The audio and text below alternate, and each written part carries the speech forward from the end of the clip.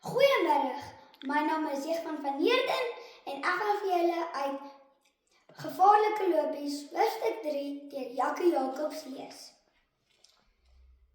Henk Frans toe hy gedreun hoor. Helikopter sirkel 'n eind agter die cricketveld. Iewers is daar 'n skril geluid van polisie-sirenes. Wat is aan die gang? Wonder Ewert hardop. Henk trek sy asem skerp in toe iemand hom half uit die aarde loop.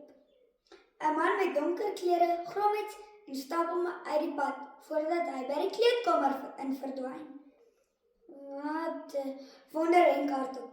Hey ou, dis ons kleedkamer. Kom weg hiervoor, sê 'n stem gebiedend agter Henk.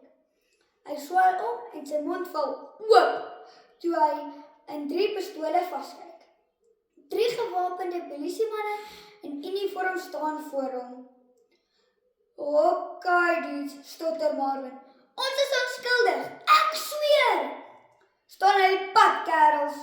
Daai man is gevaarlik, sê een van die polisiemanne. Hy beduie vir Henk hulle almal om op die cricketveld te gaan staan. Kom uit, ons het jou, roep hy by die deur van die kleedkamer. Dit lyk of die polisiemanne versigtig is om in te gaan. Henk en die res van die span staan 'n hele eind weg. Die mense op die paviljoen is besig om opgewonde na die batalje te wys.